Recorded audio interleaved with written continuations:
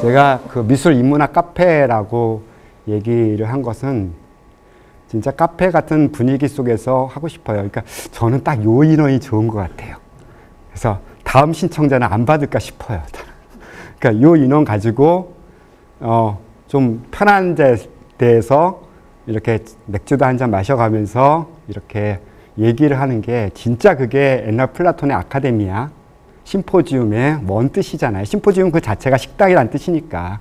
그러니까 먹고 마시면서 얘기하고 듣고 하고 하는 이런 것들이 얼마나 제가 바라는 어떤 교육 세계가 아닌가 싶어요. 이 문두스란 말이 세상이에요. 이태리 말로 문도라고 그러죠. 그러니까 몬도라고 그러죠. 그러니까 스페인 말로는 이제 몬도라고 그러고, 그래서 몬도가네라는 말 들어보셨죠. 이거 이상한 세계 뭐 이런 그 문도예요. 그러니까 세상의 임하고는 비슷하죠. 이미지랑 비슷해요, 그죠? 근데 사실은 좀 달라요. 그러니까 이게 어원은 이미지의 어원은 임하고에서 왔긴 하지만 이미지는 우리 눈이 시각 현상이 보고 있는 어떤 형상들이에요. 근데 임하고는 어떤 것까지 아니면 내 머릿속에 들어가 있는 것도 임하고예요. 내가 어떤 형상을 기억하고 어떤 사건이라든지 상황들을 내가 머릿속에다 넣고 있고 그것을 갖다가 다시 끄집어내서 생각하고 사유하고 또 뭐 다른 사람한테 설명하고 하는 이 모든 것이 그거예요. 그래서 이것을 사람들이 번역을 할 때 뭐 픽처 오브 월드라는 말이에요. 이런 말들을 쓰거든요. 근데 그 말도 우리 더 적당한 말도 아니에요. 찾아보면 이게 저는 세계관이라는 말을 쓰기도 하지만 저는 세계상 혹은 세상상이라고 얘기를 할게요. 이거 없으면 못 살아요. 그러니까 여러분들이 뭐 보면 여러 가지 자기 나름의 개인들의 철학이 있어요. 인생관, 교육관, 뭐 생활관, 뭐 기타 등등 뭐 여러 가지가 있잖아요. 그러니까 자기가 어떤 세상에 태어나면 배우고 경험하고 축적한 것들 가지고 자기 속에서 어떤 세계를 만들어요. 이거 되게 큰 겁니다. 그러니까 인간 자체가, 이건 나중에 설명하겠지만 인간 자체가 하나가 유니버스예요. 그렇기 때문에 한 세계가 되는 거죠. 그래서 어떤 시인이 그랬잖아요. 한 사람이 나한테 오는 것은 유니버스 하나가 나한테 오는 거라고. 제가 여기 선생님 몇 분을 아시는데 이분들을 만날 때는 저는 굉장히 큰 복을 받았다고 생각해요. 왜냐하면 이분들의 경험뿐만 아니라 이분들의 인맥, 뭐 이분들의 어떤 삶의 경험 이런 것들이 다 저한테 오는 거예요. 이게 얼마나 저는 복받고 굉장히 기적 같은 일인가 라는 생각이 들어요. 그렇게 생각해 보니까 사람이 너무너무 소중한 거예요. 그러니까 저 우주를 내가 함부로 대할 수 없잖아요. 저 우주를 내가 갑질할 수가 없잖아요. 그런 세계가 바로 이제 임하고 문디라는 개념 속에 들어가 있는 윤리의식이고요. 그런 윤리의식들이 만들어지기까지, 그때까지의 한번 그림을 볼게요. 이거는 다 아시죠? 미술사 배우면 제일 먼저 튀어나오는 뭐 그림들, 뭐 라스코 벽화, 알타미라 벽화, 이건 라스코 벽화입니다. 뭐 기원전 2만 년 전, 3만 년 전 뭐 이렇게 그때쯤 됐어요. 소를 열심히 그렸대요. 소만 그린 것도 아니고 사람도 그렸어요. 여기 보면 조각도 있네요. 그러니까 가끔 가다가 여러분들 그러시죠? 이렇게 가다가 돌 하나 주스면 야, 이 돌 모양이 뭐 같아. 예? 그래서 주웠는데 거기다 조금만 뭘 좀 가미를 하면 좀 더 같을 것 같아. 저는 이게 바로 예술 시작이라고 생각해요. 그런데 그 예술을 시작하는 고개, 이 돌멩이 하나에서 소를 발견하고 소의 모양을 갖다가 여기다가 조금 더 인공적으로 가미해가지고 만들어야지 하는 그 이전에 이 돌을 하나의 소로 바라볼 수 있다는 의식들. 그러니까 내가 소를 기억하고 있는 거예요. 예를 들면 이 그림은 소를 갖다 놓고 그린 그림이 아니에요. 저 동굴 속에 저기 사람 기억하기도 힘들어요. 들어가기도. 소가 들어갈까요? 또 소가 그때는 기르는 소도 아니고 다 잡아먹는 소였을 텐데 저 야생의 소가 순순히 따라 들어와 줬을까요? 아닙니다. 저 사람들은 사냥꾼들이에요. 그렇게 살 수밖에 없었어요. 그렇기 때문에 항상 소를 머릿속에 그리고 살았어야 돼요. 그러니까 머릿속에 그려놓은 그것이 머릿속에 되게 정확해야 돼요. 말도 없고 그림도 없고 잡지도 없고 인터넷도 없었던 시대였지만 머릿속에 들어가 있는 그림은 분명했어야 돼요. 아주 객관적이었어야 돼요. 그리고 더 잘 그렸어야 돼요. 그러니까 이런 세계가 이것을 만들어내는 것으로 전이되는 그 순간에 사람들은 뭔가 표현을 하게 됩니다. 바로 이제 여기가 바로 동물과 인간 인지 능력을 가지고 있는, 인지력을 가지고 있는 인간과의 차이가 벌어지는 거예요. 한 마리 그려놓으면 저 한 마리 잡은 거라고 생각하는 그 사람들. 여기서 보는 내가 보는 현실의 이미지를 내 머릿속에 이마고라는 형태로 기억을 해놓고 그것을 다시 이미지 형태로 재현하는 요 과정들, 요 과정이 최초의 미술 행위였던 거예요. 그래서 정확하게 보면 이 그림은 똑같은 그림은 아니에요. 똑같다 보이긴 하지만 똑같은 그림은 아니에요. 왜 똑같지 않냐 하면 저런 소는 세상에 없어요. 왜 없냐? 가장 좋은 소를 그려놨기 때문에 그래요. 얘기 들어볼까요? 만약에 플라톤이 그런 이야기를 해요. 플라톤이 자기가 발명한 거 아닙니다. 계속 경험을 통해서 아, 인간은 그것을 헤아리고 있구나라고 생각해서 만들어낸 이론이 이데아론이에요. 여러분들이 사람을 만날 때, 어떤 물건을 고를 때, 가령 예를 들어서 사과라고 그렇게 얘기를 해요. 마트 가서 사과 골라요. 여러분들 머릿속에는 가장 좋은 예쁘고 맛있을 사과가 머릿속에 딱 박혀 있어요. 그러니까 사과를 고를 때 뭐 골라 뭐 1,000원 한 봉다리 2,000원 3,000원 해가지고 막 눈 감고 고르지 않는단 말이죠. 그 쌓아진 사과 중에서도 내 머릿속에 있는 그 기준에 가장 부합한 놈부터 잡는단 말이에요. 반대로 얘기하면 어떤 분이 여러분이 사과를 갖다 집에 사가지고 오시면 저는 그 사과들의 모양만 봐도 뭐부터 골랐을 건지 번호까지 먹일 수 있어요. 왜? 제일 좋은 건 첫 번째고 그 다음 좋은 게 두 번째고 그럴 테니까. 그러니까 이 머릿속에 들어있는 이 이마고 플라톤의 이 이데아론이라는 게 이렇게 실생활에서 이렇게 인간 살아가는 어떤 습성에서 그냥 계속 작동을 하고 있는 거예요. 다시 돌아가면 저 소는 제일 살찌고 먹음직스럽고 저거 한 마리 잡으면 우리 부족이 한 달 정도는 먹고 살겠다 싶어 하는 그런 정도의 소라는 거예요. 이 소를 잡고 싶은 거예요. 이 소를 잡고 싶으니까 이 소를 갖다가 그려보는 거예요. 이때부터 갈망이 들어갑니다. 중요한 부분이에요. 저는 예술이 이렇게 얘기하는 사람도 있어요. 마르크스도 그렇고 칼막스도 그렇고 어떤 사람이 이런 얘기를 해요. 아, 예술은 잉여가치야. 잉여적인 거야. 다 배부르고 등 따시니까 예술을 하는 거야. 이렇게 얘기를 하죠. 저는 그 이론에 살짝 반대합니다. 제가 아마 오늘 저녁이나 내일쯤으로 포스팅 하나, 옛날 거 하나 다시 공유해서 올릴 텐데요. 거기에 답이 있는데 어떤 답이냐면 미술은 배고픈 것이다 라고 얘기를 했어요. 저 소를 그릴 때 소를 잡고 나서 그림을 그렸던 게 아니라 매우 배가 고파요. 지금 당장 사냥을 안 나가면 나뿐만 아니라 우리 시족이, 가족들이 굶어 죽게 생겼어요. 배고픈 상태에서 절실한 마음에 저 소를 잡겠다는 결의를 다지는 행위. 소를 하나 그리면 저 소의 영혼을 내가 가져가는 거고 그래서 내 저 소를 갖다가 잡을 수 있을 거야 라고 하는 결심, 바람, 소망 이런 것들이 저 그림 안에 축적되어 있는 거예요. 그러니까 저 비슷하게 그려놓으면 저런 놈을 잡을 수 있다라는 신념이 생겨요. 여기서 종교가 생깁니다. 그러니까 성경에서는 그런 말도 안 해요. 저 기독교 신자 아닙니다. 성경에서 그런 말이 나와요. 너의 믿음대로 될 것이다 라는 말이에요. 이 말은 불교도 없고 뭐 다른 종교에도 없어요. 또 기독교에만 있어요. 이 서구의 이 서양의 요 사상이, 이 헤브라이즘 사상이 무서운 게 그것을 굉장히 신념화한다는 거예요. 그러니까 서양에는 여여한 모습이 없어요. 그냥 레리비 이거 없어요. 그건 존 레논이 노래 부른 거나 그때나 겨우 형성된 것이고 여여하지 않아요. 놔두면 안 돼요. 분명히 잡아서 내 것으로 만들어야 돼요.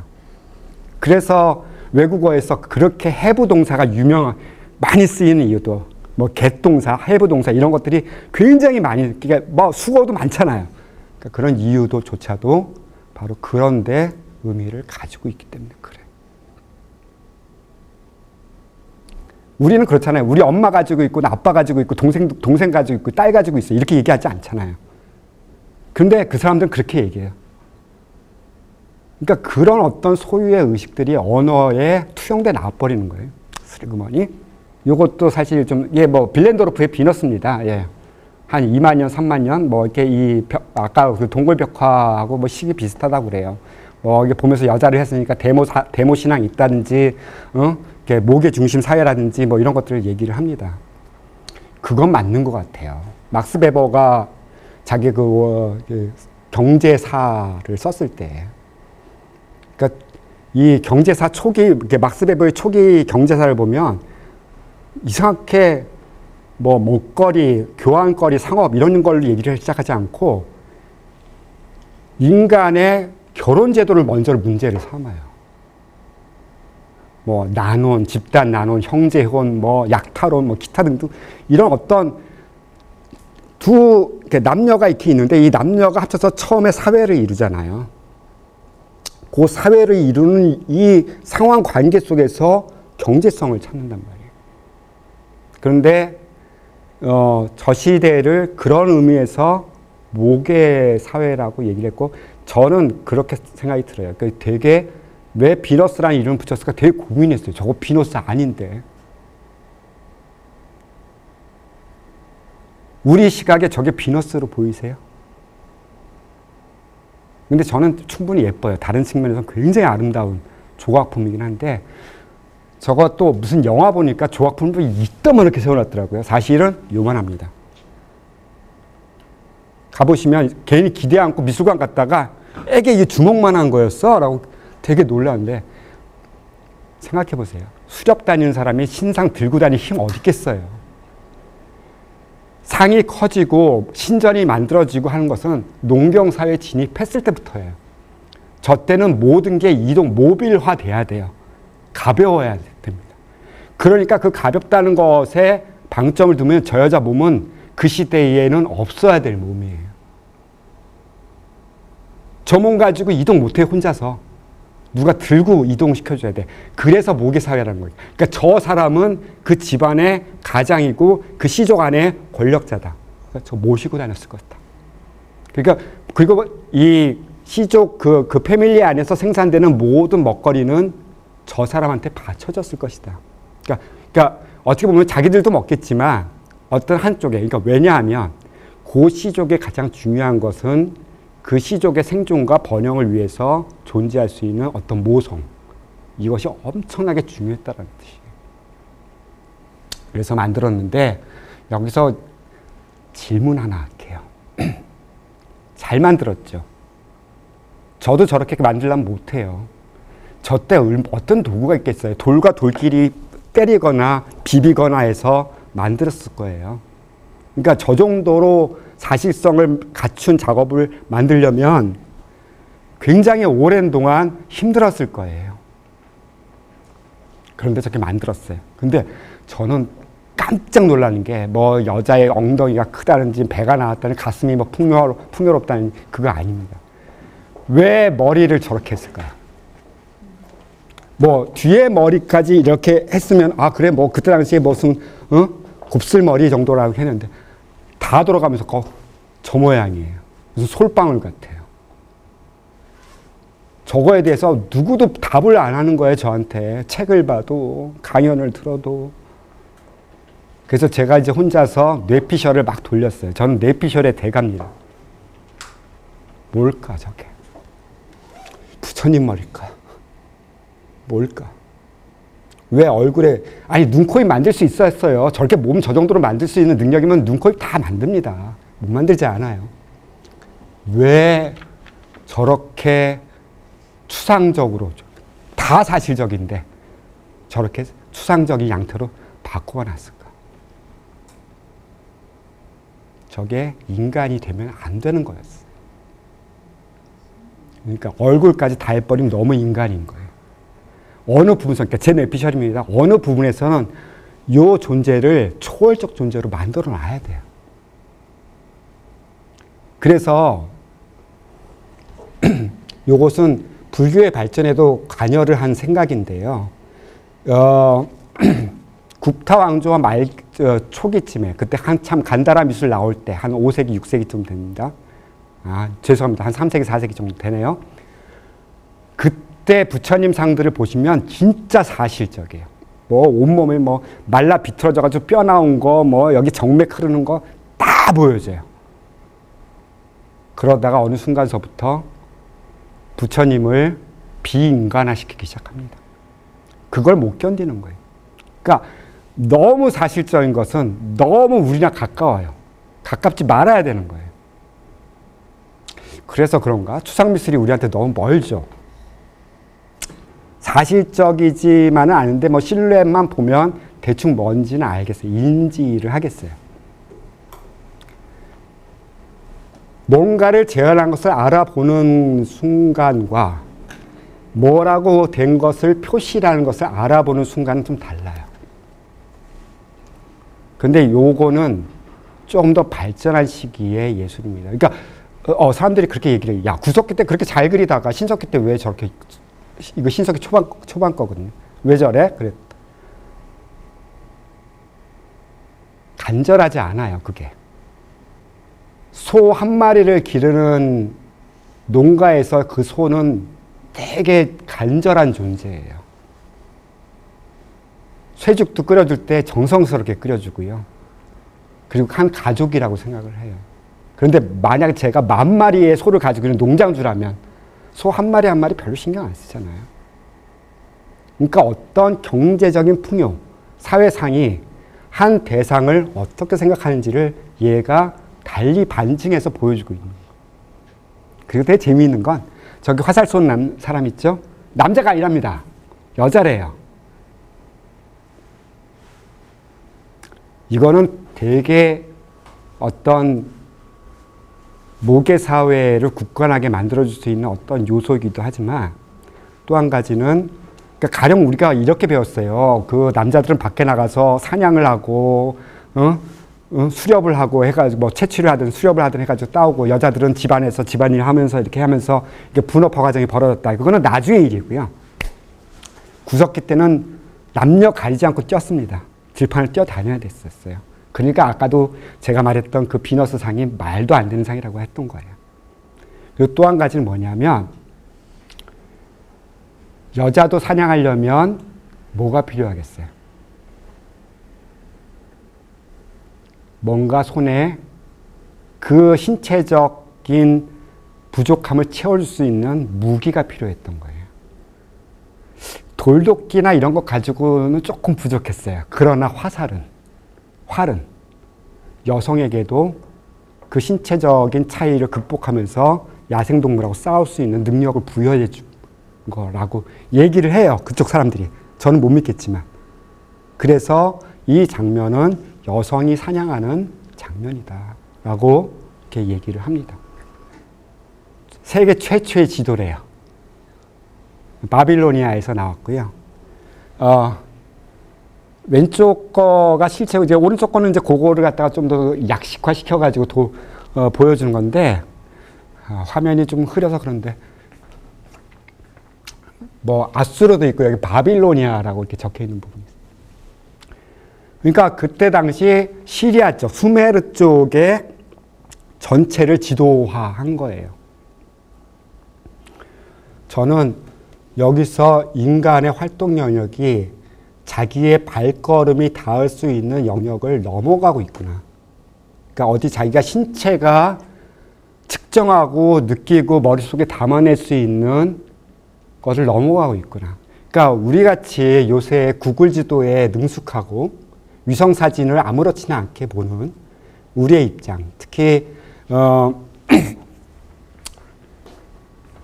내비게이션에 익숙해가지고 내비게이션 끄고는 집도 못 찾아가는 사람들, 우리가 보통 뭐라고 그러죠? 그것을 무슨 맹이라고 그러나요? 하여튼 뭐 운전맹이라고 이렇게 뭐 얘기하나? 뭐 하여튼 이렇게 세상을 마치 위에서 간조한 것처럼 세상을 보기 시작했다는 것. 그러니까 지도를 만들어내기 시작했다는 것. 이것은 엄청난 세계관의 확장입니다. 그러니까 나의 과거, 그러니까 아까 보셨던 뭐 소그림, 사냥 그림, 뭐 같이 있는 인간의 그림들은 그 세계였던 거예요. 그러니까 세계가 좀 작았죠. 그 세계가 지리학적으로 혹은 공간적으로 확장이 되면 저런 것들이 나오고 있어요. 조금 어불성설이긴 하지만 이 사람들한테는 이게 당시의 세계 전체였어요. 표시해서 여기에 이렇게 쭉 동그랗게 원반이 이렇게 그려져 있는 걸 보면 솔트시라고 돼 있어요. 그러니까 바다예요. 소금바다, 바다. 그리고 여기 유프라테스 강이 이렇게 흘러가고 있다는 것을 보여주고 있고요. 그러니까 이 당시에 정확한 지정학적인 지리학적인 재현은 아니지만 이 세계를 그렇게 보고 있다. 적어도 우리가 약도를 그리듯이. 요즘 약도 그린 사람 있을까요? 없겠죠. 그냥 내비 찍고 찾아와 어플 깔려 있지 그거 보고 찾아와 이렇게 얘기하겠지만 이런 식으로 됐어요. 근데 이게 기원전 3000년에서 4000년 경입니다.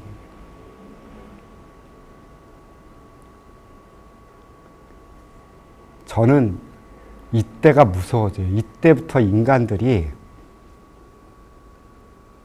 왠지 모르게 자기가 주인된 듯한, 그러니까 이 세상의 주인된 듯한 모습으로 자기 자신을 자부심을 갖거나 자기 정체성을 찾지 않았을까 싶어요. 하늘도 쳐다봤어요. 여러분들 여기 보면 별자리 보이세요? 동판에다가 금박을 이렇게 붙였는데 뭐 대충 무늬로 붙인 게 아니라 정확한 별자리를 가지고 있습니다. 같은 시대에 바빌로니아에서 만들었어요. 그러니까 이 사람들이 천문, 하늘을 바라보고 하늘을 읽는 학문과 땅을 바라보고 땅을 읽는 어떤 그런 인지 능력. 그래서 라파엘로가 아테네 학당 그렸을 때 두 철학자가 가운데 있잖아요. 한 사람은 플라톤, 한 사람은 아리스토텔레스. 그래서 플라톤은 이렇게 가리켜요, 하늘. 근데 아리스토텔레스는 땅을 가리키죠, 땅. 그러니까 두 사람의 모습에서, 그러니까 철학자의 모습에서 단지 그 철학자들을 숭상하는 모습뿐만 아니라 이 철학자들이 과거서부터, 저 시대서부터 쭉 내려오고 있는 그 인간이 가지고 있는 세계를 어딜 통해서 볼 것인가, 그러니까 어떻게 볼 것인가에 대한 이야기들을 그렇게 하고 있는 것이고, 그러니까 저런 과정에서 철학이 형성이 되고 있다는 거예요. 이제 이집트 갈게요. 이집트 진짜 재밌어요. 딴 건 잘 보시지 말고요. 저기 그 여자가 엎드려 뻗쳐하고 있죠. 네, 누트입니다. 밤의 여신이에요.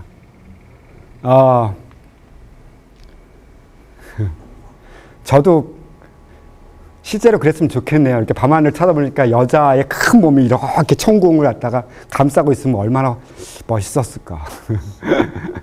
하여튼 그러니까 이 천궁이라고 하는 거, 그러니까 하늘을 덮고 있는 이것을 하나의 여신상으로 봤어요. 그러니까 밤의 여신이기도 하고요, 하늘의 여신이기도 합니다. 이 누트라는. 되게 유치해 보이죠. 안 그렇습니다. 그러니까 그때의 세상을 어떤 신성에 비유하면서 신들한테 하나하나씩 몫을 나눠주잖아요. 너는 하늘의 신, 너는 바다의 신, 너는 강신, 너는 산신, 뭐 이러면서 나눠주잖아요. 그러니까 그런 세계를 최초로 만들었던 것은 아까 봤던 수메르나 바빌로니아가 아니라 이집트 쪽이었어요.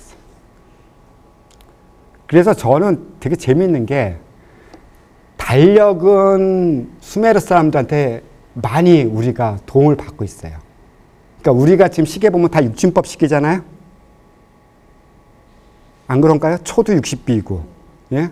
분도 60이고, 하루도 24시간이면 그것도 6으로 나눠지는 것이고, 12달도 6으로 나눠지는 것이고, 60년, 신년 나오는 것도 다 6으로 나눠지는 거죠. 이거의 전통은 수메르에서 왔어요. 이집트에서 온 건 뭘까요? 이집트에서 온 거는. 이집트는 다른 것에 영향을 줬습니다. 뭐냐 하면 지금 우리가 살고 있는 이 현세는 어떤 큰 우주의 극히 작은 티끌에 불과하다는 사실을 알게 돼요. 그러니까 우리가 티끌만해지만 이 땅이 티끌만이고 뭐 나일강이고 피라미드가 이것이 무슨 먼지쯤에 해당하는 그 정도의 크기라면 세상은 얼마나 큰 것인가.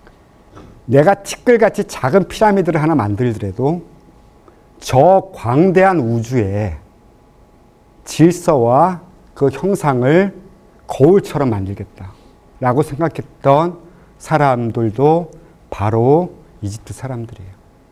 제가 얼마 전에 그 캄보디아에 놀러 갔었었는데, 얼마 전도 아니네, 한참 오래됐네요. 캄보디아 놀러 갔는데 이 가이드가 참 말이 많은 가이드였는데 설명을 되게 잘했어요. 그래서 그 앙코르와트의 꼭대기에 올라가서 정문을 바라보고 하면 이게 완전히 서쪽이에요. 근데 약간 틀었어요. 왜 틀었냐?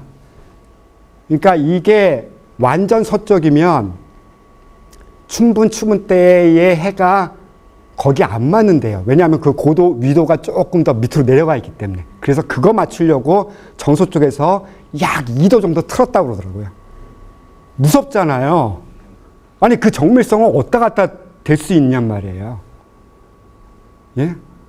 사실 우리 집도 이렇게 지어놓고 보면은 연필이 떠개구르르 흘러가는데, 예? 바닥 평면조차도 미장이 잘 안 돼가지고 가구 세워놓으면 삐딱해서 이러고 서 있는데, 그 엄청난 그 큰 건물을 지면서 그 2도를 튼다는 게 그게 쉬운 일은 아니었을 거예요. 피라밋이 그랬습니다. 정방향, 그거는 아예 그냥 고려조차도 안 돼요. 그 경사면에서부터 올라가는 그 경사면의 그 각이 어느 별하고 연결되어 있는가. 이것까지도 철저하게 계산을 해가지고 했던 거예요. 그러니까 그 크기는 왕이, 파라오가 나 이만한 거 짓고 싶어 해서 짓는 게 아니라 거기에 신전들에 있는 별을 살펴보는 그런 사람들, 이런 사람들이 모두 모여가지고 논의를 해요. 어떤 건축물을 어떤 각도로 어떻게 지어야 된다라는 걸 굉장히 신경. 그러니까 그리고 이것을 또 공사를 할 때 얼마나 그 정밀한 측정을 가하느냐. 그림은 좀 맞춰졌지만 이거는 저기 기제에 있는 세 개의 피라미드 아시죠? 뭐 쿠프왕, 뭐 케프렌, 뭐 이런 피라미드인데 사실 잘 안 맞는데 하나가 틀려요. 살짝 틀립니다. 억울했을 거예요. 다 지어놓고 나니까 좀 억울해서 안 맞아. 근데 저거 부실 수도 없는 노릇이고. 예. 뒤에 저 하늘같이 올라가면 이제 보이듯이 오리온 벨트가 저게 걸려 있고, 이 사람들은 오시리스, 그 오리온이라는 그 신성 자체도 오시리스라는 말에서 따온 거예요. 그 원초적인 별을 향해 가는. 그러니까 이 권력 자체가 저 하늘의 이상과 하늘의 어떤 그것과 결부되어 있어서 그렇게 나타난다라고 볼 수 있겠죠. 이게 생명관이나 우리의 인생관도 포함되어 있지만 그 너머까지도 포섭이 됩니다. 그러니까 죽은 이후에 어떻게 할 것인가, 죽기 전에 뭐였는가, 뭐 이런 어떤 질문들을 계속 던지게 돼요. 이것은 되게 유명한 죽음에서의 한 일부분입니다. 그러니까 이거 보면서 사람들이 되게 무서워해요. 뭐 미라가 다니고 무슨 괴물, 머리에 개탈 쓰는 놈이 나타나가지고 사람들 협박하고 뭐 이렇게 보는데, 저 개머리를 한 저승사자는 굉장히 친절한 놈이에요. 얘를 죽어서 못 만나면 이 영혼은 저승으로 못 갑니다. 얘를 만나야 돼요. 얘가 아누비스네요. 아누비스가 죽음의 자리에 찾아가서, 보세요. 저기 맨 왼쪽에 보면, 그림은 왼쪽서부터 오른쪽으로 읽습니다. 맨 왼쪽에 손잡고, 이제 죽은 사람이에요. 하얀 옷을 입은 사람. 죽은 사람의 손을 잡고 이제 저울 있는 것. 이 사람의 인생을 잘 살았는지 못 살았는지, 뭐 윤리적으로 뭐 했는지, 이것을 이제 판단하는. 아까 저게 기독교의 심판론, 불교에서 나오는 지옥, 이것의 최초의 이 사례예요. 가는데 손잡고 가는 거 보세요. 끌고 가지 않습니다. 거의 데이트하는 수준이에요. 그러니까 이 죽음의 설을 왜 썼냐? 그러니까 거기에 신관들이 만들어낸 이 저승세계를 죽은 사람이 죽기 전에 매뉴얼을 좀 봐야 되겠어요. 안내서를 좀 봐야 되겠어요. 그러니까 내가 죽으면 저게 나타나서 나를 때리고 저 심판관한테 가서 저울에 가서 자기 영혼의 무게를 잴 테고 영혼의 무게에 따라서 뒤에 이제 무슨 따오기 어리를 하는 사람인데 이 사람들이 뭘 쓰고 있어요. 이렇게.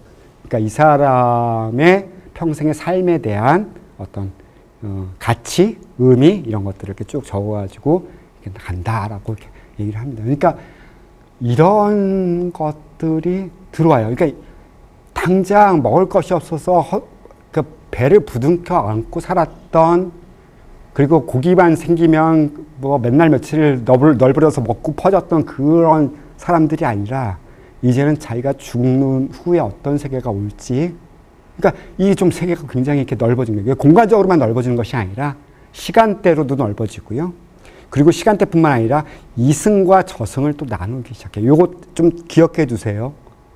세상을 단순히 우리가 생명 현상을 가지고 있는 몸을 가지고 뭐 100년 정도 사는 요 시간만이 우리의 삶의 시간이 아니라 그 이전, 그 이후까지도 이 삶의 시간에 계속 포함시키고 있어서 어떻게 보면 사람은 영원이라고 하는 그러니까 언제서부터 언제까지 모르겠지만 그 기간이 너무 길어서 우리의 삶의 시간이라고 하는 것은 그냥 총각에 불과하다라는 어떤 그런 의미들을 이게 보여주고 있는 것이죠. 요거는 조금 설명할게요. 요건 이제 네페르티티라고 해서 이집트 신왕국 시대 때 나온 조상인데요. 되게 유명하죠. 예. 프로이드 이후에 사람의 머릿속에 나는 세 가지나 있습니다. 이드, 에고, 슈퍼에고. 세 가지나 있어요. 이게 프로이드가 처음이 아니에요. 이집트 사람들이 인간의 몸에는 세 개의 영혼이 있어요. 아크, 바, 카라는 세 가지 영혼이 있어요. 그 중에서 카라는 영혼은 인간의 생명 현상에 굉장히 관여를 하는 영혼이에요. 인간이 죽었다는 것은 이집트 사람들한테는 카가 내 몸을 떠난 거예요. 그런데 떠나기만 하느냐? 그렇지 않아요. 이집트 사람들은 카가 언젠간 다시 돌아온다라고 믿었어요. 그러니까 부활론이에요. 이건 기독교에서 되게 중요한 거예요. 카가 돌아올 텐데 갔다 왔더니 시체가 썩어 있고 그러면 못 찾잖아요. 영혼이 내 몸을 못 찾는 거예요. 그러면 이제 완전히 떠도는 이제 영혼이 되는 거겠죠. 그래서 사람들이 미라도 만들었어요. 똑같은 얼굴 그러니까 썩지 않게 만들어 놓으면 찾아오겠지. 근데 그것도 좀 불안해.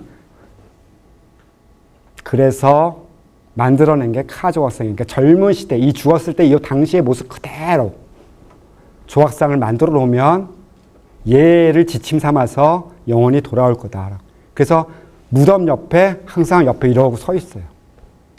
돌아올 카를 기다리면서 수천 년간 앞으로 더 오랜 동안 서서 기다려요. 그러니까 저 얼굴 닮았겠어요? 안 닮았겠어요? 귀신을 속이면 안 되잖아요. 사람은 속여도 되지만. 저 얼굴이 안 닮았으면 저기를 못 온단 말이에요. 그러니까 이 네페르티티라고 하는 이 왕비의 얼굴은 저랬을 거예요. 저랬을 거라고 밀어보면 저 여자 상당히 대가 센 여자 같죠, 그죠? 그러니까 왕비로서의 권력, 어떤 그 카리스마 이런 것들을 충분히 가지고 있었던 여성인 것 같고 특히 쓰고 있는 모자는 여성이 쓰는 모자가 아니에요. 저건 파라오의 모자입니다. 그러니까 여성임에도 불구하고 이집트에서 파라오의 권자에 앉았던 여성이었다라고 볼 수 있을 것 같아요. 그래서 클레오파트라가 왕비가 될 수가 있어요. 왕비에서 그 파라오가 될 수 있었던 거예요. 그 전통이 있었어요. 보통 우리가 소정이란 말 쓰죠. 그 정이란 말 자체가 요 그릇하고 비슷하게 생겼어요. 하도 복잡해서 저는 한문으로 잘 못 쓰겠어요. 그 정자를. 하지만 그 소정이란 것을 보면 왠지 다리가 세 개로 보여요. 인간은 다리 두 개로 서 있지만 세상의 모든 물건은 다리가 세 개여야지 서 있습니다. 혼자 힘으로. 물론 박근혜 같이 볼펜 딱 세워놓을 수도 있어요. 근데 그건 되게 불안정한 거잖아요. 가장 안정적인 조건으로 서 있을 최소한 다리가 3입니다. 그래서 중국은 항상 삼국지도 나오고 삼세판도 나오고 고도리에도 3개가 있잖아요. 이렇게 어떤 이 3이라는 숫자가 굉장히 중요했던 것 같아요. 삼국지에 보면 유비가 책사를 찾으러 돌아다니다가 결국 누구한테 가죠? 제가공명 찾아갑니다. 제가공명이 처음에는 시큰둥해요. 안 받아주고 3번이나 찾아가서 그 앞에서 읍을 했다고 그러죠. 그때에 처음에 만나서 오케이 하면서 처음에 책략을 하나 딱 던집니다. 제가공명이. 당신이 이 천하의 권력을 다질 수 없어요. 당신 못 져요. 당신 딩시황 못 됩니다. 한나라 유방이 될 수가 없어요. 유시긴 하지만. 그럼 대책이 뭘까요? 3개로 나눠서 한나라의 3분지계라고 하는 말을 쓰잖아요. 3분지계. 그 한나라를 당신이 가져라. 라고 이렇게 얘기를 합니다. 그래서 삼국지라는 것이 된 거고요. 이게 아주 제갈공명이 여러 가지 일들을 했지만 요 책략이야말로 가장 큰 책략이었던 것 같아요. 모든 책략은 이 3분지계를 위한 모든 각주들이에요. 요걸 유지하기 위해서. 적벽대전에 승리를 했건 뭘 했건 간에 하여튼 요거를 3분지계를 지키기 위한 모든 것이었어요. 그리고 그 3분지계의 것은 꼭 제갈공명의 것뿐만이 아니라 중국 사람들이 그 상하 주를 이어지면서 세계를 어떤 모습으로 연상을 해야 될까? 세상은 어떤 모습일까? 라고 했을 때 저런 모습을 생각해냈던 것이고, 저 청동으로 만든 산발이 정은 그냥 우리가 국 끓여 먹는 그릇이 아니라 제사용으로 나눠진 것이고요. 또 재미있는 사실은 주나라의 무왕이 봉건제를 시작할 때 저 그릇을 9개를 만들었대요.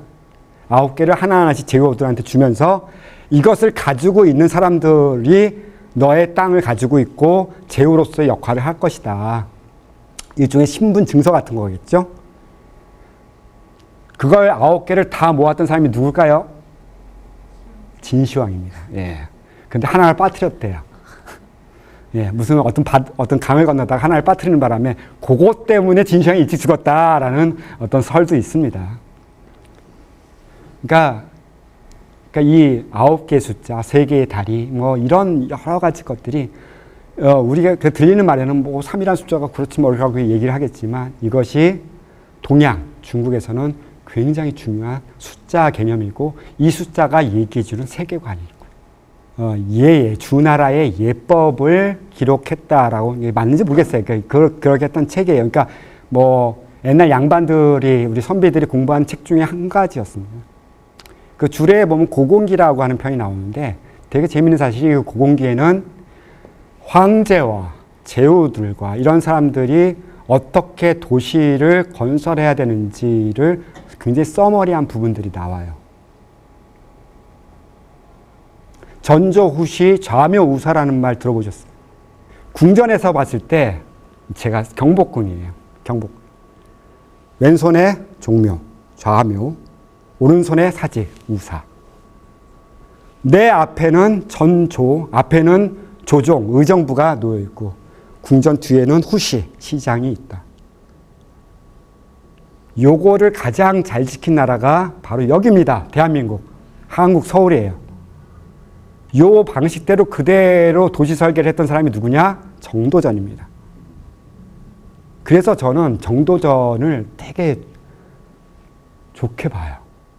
이 사람은 단순히 유학자가 개국 공신 이런 사람들이 아니라 정말로 이 유학이라고 하는 게 굉장히 쓸모없는 학문처럼 요즘에 생각되는데 그 쓸모없었던 그 학문들 속에서 세계의 질서 같은 것들을 유학적 질서이긴 하지만 이것을 실현시키고자 했던 사람이에요.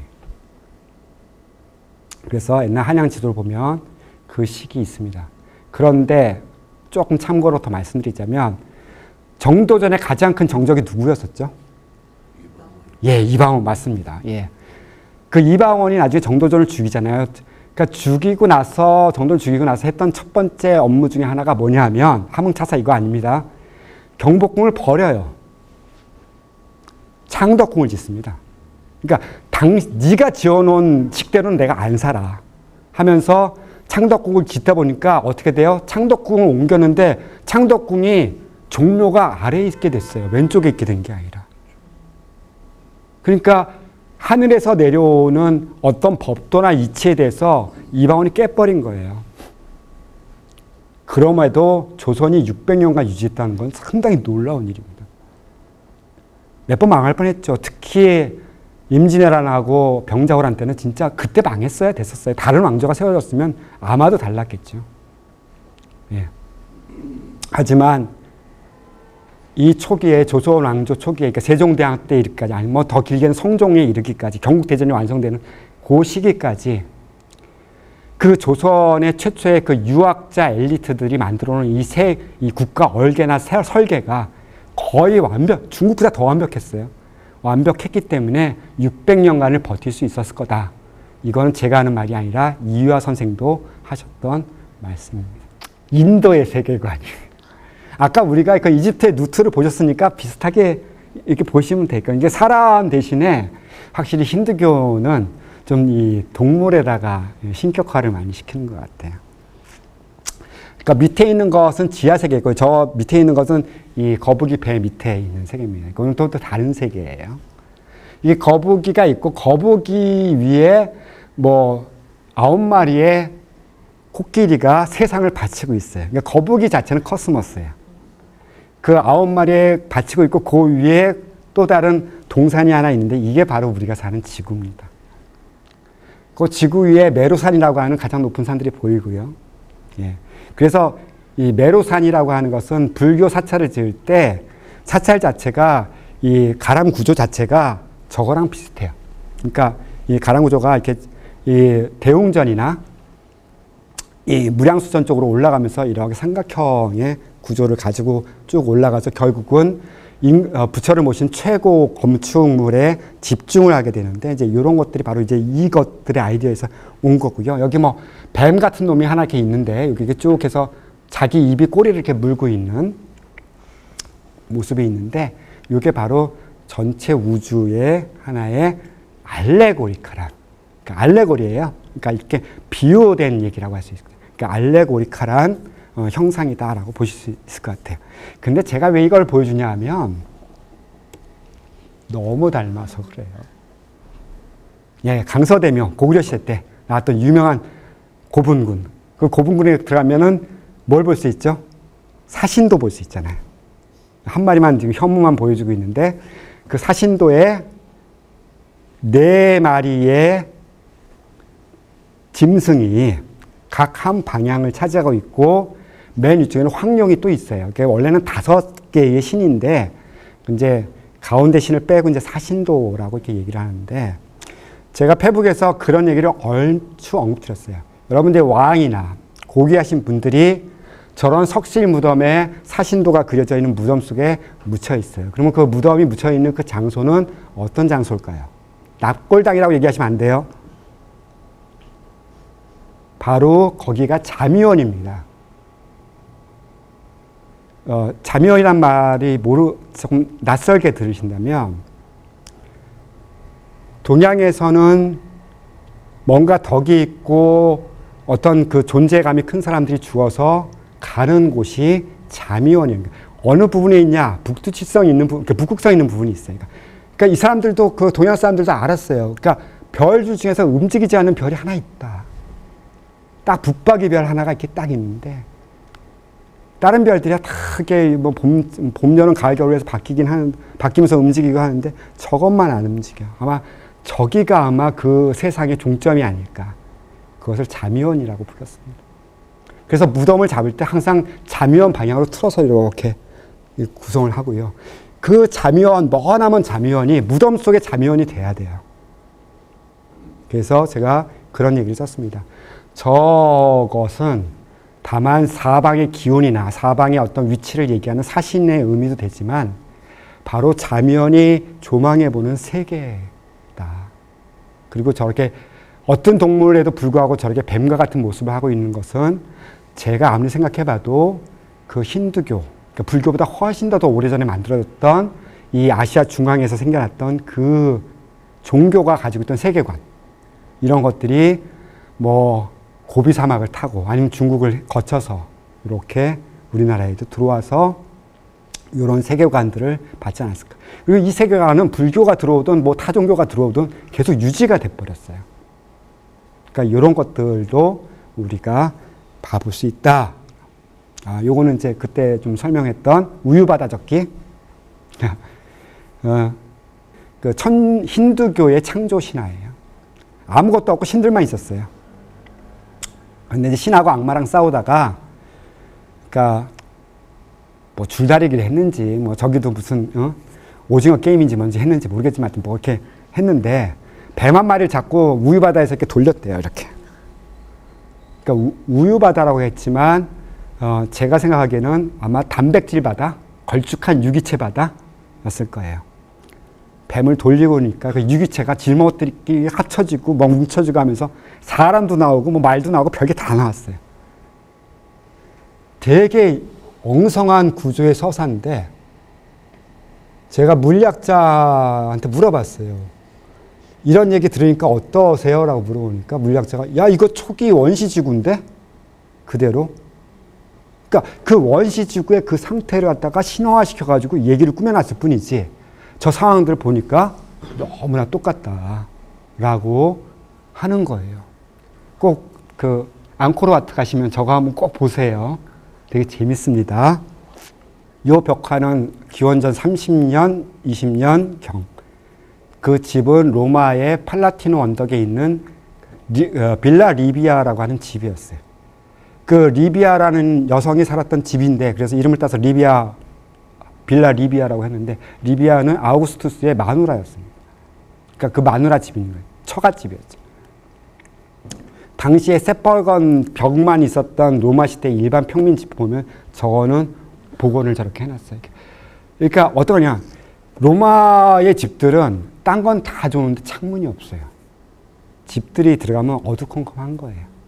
다만 이제 공기가 좀 들어오라고 약간의 빛만 들어오고 천정에 구멍 하나 뚫어놓은 게 다였어요. 그래서 가끔 여러분들 외국에 여행 가시다 보면 이렇게 유럽 집들의 구조가 우리나라 그 서울의 그 기와집들처럼 모든 벽이 옆집 벽들이고 그 안에 마당을 두잖아요. 집이 쫙 둘러져 있고요. 그거 보셨죠? 그죠? 그런 식이에요. 이탈리아의 집들도. 그러니까 로마 시대 집들도 가운데 뻥 비워놔서 중정을 삼아요. 아트리움이라고 하죠. 그러니까 거기서 빛도 들어오고 빗물도 들어오고 하는 걸 다 거기서 처리하고 그 주위를 복도 삼아서 집들이 쭉 이렇게 늘어져 있는 구조예요. 그러니까 너무 어둡지는 않지만 창문은 없는 구조의 집이었어요. 그러니까 저렇게 벽화를 그린다라는 것은 가상 창문을 그려내는 그런 일들이었을 거예요. 그런데 이제 그런 형식적인 것들 말고 우리가 조금 주의 깊게 봐야 되는 것은 뭐냐 하면 과거에 걸어서만 다니던 그 길을 가서 옛날 마을을 보면 마을 초입에 여러 가지 만장이 휘날리는 나무들도 보고요. 그러니까 천하대장군, 천하여장군 상도 볼 수 있고요. 가끔가다 소떼도 봐요. 그러니까 이런 것들이 있는 곳, 그 장소는 신성한 장소예요. 대한민국 사람들 옛날에 조선시대부터 우리가 사람들은 집안에 나무를 키우지 않았어요. 우리나라 사람은 좀 이상해요. 마당에다 나무 안 키웠습니다. 잘. 대부분 이제 바깥에다가 심었죠. 그러니까 나무를 키운 것은 어떻게 보면 자연령이 집안에 산다라고 생각했었어요. 좀 무서워했었어요. 그리고 나무를 하나 켤 때도 좀 큰 나무면 제사를 한번 지내고 켰어요. 왜냐하면 그 자연 아직까지도 그 애니미즘 사상, 토템 사상이라고 뭐든지 간에 그런 것들이 이렇게 그게 있어요. 여기 안에. 그러니까 뒤에 있는 숲은 자연이 준 숲이에요. 나투란스. 안에 있는 숲은 울타리 안에 있는 숲은 성스러운 숲이에요. 인간이 존경해야 되는 숭상해야 되는 그런 자연이. 요거 기독교 세계로 넘어가면 에덴과 에덴 바깥쪽의 세계, 요것과 결부가 돼요. 중세 세계관을 가장 잘 보여주는 사파예요. 그러니까 한 사제가 우주의 한 벽에 가서 다른 우주를 이렇게 바라본 이런 세상을 그리고 있습니다. 그러니까 아까도 그런 얘기를 했던 것 같아요. 그 세상을 하나의 우주로 보는 게 아니라 요즘에는 멀티 유니버스 뭐 요즘에 뭐 양자역학 나오고 막 하면서 뭐 그런 얘기를 하잖아요. 그 개념은 저는 아직도 잘 모르겠어요. 뭘 얘기를 하려는 건지. 근데 이미 그 시대에도 그런 것들이 있었고 뭐 해, 달 있고 별 있고 지상에 뭐 나무 있고 마을 있고 하는 요 세상은 현세에 자기들이 살아가는 세상이지만 저 세상 밖에는 어떤 세상이 있을까? 매우 궁금해했었어요. 물론 이 매우 궁금한 것은 이집트에서도 그랬었고 로마에서도 그랬었고 그러니까 여러 방면으로 생각을 많이 했겠지요. 그때 이게 갑자기 중세가 왜 중세냐? 여기 중세는 이제 기독교화된 이 동양은 아닙니다. 그러니까 서양 안에서 중세란 것은 약 1000년간, 거의 1000년에 이르는 그 시간 동안, 그러니까 기원 후 한 400~500년 전에서부터 해가지고 기원 후 1400년, 1500년, 고까지 약 1000년간의 기간 동안 이 세상을 지배했던 의식, 그러니까 세상이 변하진 않았어요. 이 의식이 변했습니다. 그 의식은 기독교 안에서 나왔어요. 그 기독교 안에서 나온 사상을 조금 더 발전시켰던 게 뭐냐 하면 이 창조주, 그러니까 하나님에 대한 생각을 좀 달리 하기 시작합니다. 이거는 이제 비엔나에 있는 기도서인데요. 여기 보면은 제 왼쪽 거에 좀 집중을 해보시면 모습은 예수 그리스도의 모습인데 뭐 삼위일체니까 하나님하고 똑같아요. 그러니까 이 하나님이 세상을 창조하는 그 순간. 그러니까 이 컴파스를 들고서 세상을 이렇게 제도를 해서 만드는 게 일종의 그 월드 아키텍처라는 그 개념을 가지고 만들어냈죠. 근데 이것은 기독교인의 생각은 아니에요. 그러니까 이게 기독교의 창세기에 보면은 뭐 하나님이 자나 무슨 도구를 들고 세상을 만들었다 이렇게 얘기하지는 않잖아요. 주로 기독교에서 원했던 모든 것들은 이 말이에요. 그래서 요한복음 1장에 그렇게 얘기하잖아. 태초에 하나님의 말씀이 있었다라고 얘기하잖아요. 그러니까 우리가 말이라고 하는 것은 단순히 그러니까 우리의 어떤 포네틱이죠. 이렇게 이 목소리를 통해서 그것이 분절화된 음을 가지고 언어가 돼서 이렇게 전파되는 것도 말이라고 하지만 기독교에서는 그런 말뿐만이 아니었을 거예요. 그러니까 의식적으로 사람들 머릿속에 들어박히는 일종의 메시지들 혹은 뭐 어떤 명령들 혹은 어떤 질서에 대한 이 칙령들 이런 것들을 다 합쳐서 다 말이라고 했을 거예요. 그런데 이렇게 설명하자니까 너무 관념적인 거예요. 그래서 중세는 너무 관념적인 세계에 빠져 있어요. 그러니까 유교가 망했던 이유 중에도 하나가 너무 관념화되어 있는 그 세계 속에서 허우적대면서 실용적인 것들을 못 찾았던 이유도 있지만 있듯이 이 기독교의 중세에도 수많은 사람들이 이 세계를 설명하려고 했지만 이 설명하는 이 틀 자체가 바로 임하고 문디가 바로 이 성서가 정해준 세계였었어요. 그 안에서 모든 걸 설명하려고 하다 보니까 힘든 거예요. 그러니까 해가 지고 뜨고 하는 것들 갖다가 우리는 어떻게 생각해요? 지구가 자전한다. 이거를 승인하기 너무 어려운 거예요. 내가 돌든지 네가 돌든지 할 때 둘 중에 하나가 돌고 있으면 서로 도는 것처럼 보이잖아. 이렇게 얘기할 수 있잖아요. 그런데 내가 돌기는 싫어. 네가 돌아. 옛날에 그것을 가장 잘 설명해 주는 게 웃음은 보기와의 한 코미디였었는데요. 두 멍청이가 전구를 껴요. 전구를 위해서 이렇게 딱 끼었는데 키가 좀 작아서 한 사람이 엎드리고 그 위에 올라가서 낀단 말이에요. 그리고 끼려는 사람이 엎드려서 받치고 있는 애한테 좀 돌아봐. 그런단 말이죠. 그러니까 그 꼴이 된 거예요. 그러니까 우스갯소리로 한 얘기지만 세상을 그렇게 보기 시작한 거예요. 내가 손목으로 돌리면 되는데 그러니까 어떻게 보면 중세는 심오하긴 한데 굉장히 코믹해요. 그 세계를 그렇게 설명하려고 하니까. 그러니까 이것도 좀 코믹해 보이긴 한데 그나마 그 안에 보면 뭐 해, 달, 뭐 이 모든 어떤 이 카오스적인 세상을 갖다가 뭔가 질서를 주겠다고 이렇게 쓱 그리고 있잖아요. 그러니까 요것만 보세요. 그러니까 이렇게 신이란 존재는 세계에 어떤 질서를 부여했던 존재. 무른 것은 가라앉고 가벼운 것은 떠서 이 세상을 분리시키고 그리고 그 굳은 것 안에서 어떤 놈은 엽록소 작용을 해서 혼자 자생하도록 만들고 어떤 것들은 그거 먹으면서 살도록 만들고 한 뭐 이런 것들. 그러니까 이 자연과학이 설명할 수 있는 것들을 갖다가 반대로 굉장히 관념적인 차원에서 이야기거리를 가지고 만들었다고 해요. 그래서 저는 모르겠어요. 그래서 어떨 때는 그런 설명들이 저는 되게 흥미롭고 재미있어요. 왜냐? 그게 세상을 설명하는 조금 미미한 방법이긴 하지만 인간이 구현해낼 수 있는 창조나 신화의 세계를 이룰 수 있는 바탕이기 때문에 그 말들이 없었으면 세상은 그냥 뭐랄까 그냥 너무 메카니컬한 거예요. 그 메카니컬한 세계에다가 뭔가 흥미진진한 드라마틱을 주려고 했던 사람들. 그래서 제가 한번 그런 얘기를 썼었어요. 그 파이의 생인가? The Life of Pi라는 영화 아신가요? 예, 그거 영상미 죽여주는 영화예요.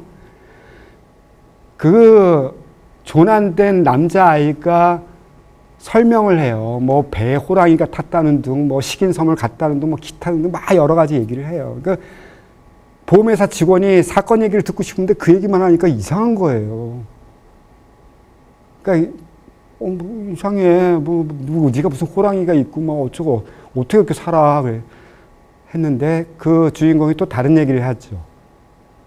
그 호랑이는 자기였고 다른 짐승들은 같이 구명정에 올랐던 사람들이고 그 안에 인간의 생존의 그 야만성이 나머지들을 죽이고 하는 뭐 그런 과정들 갖다가 이 신화적인 이야기로 했던 거예요. 근데 주인공이 물어요. 제가 두 가지 버전의 한 사건을 가지고 두 가지 버전의 얘기를 했어요. 어떤 얘기가 마음에 드세요? 물어요.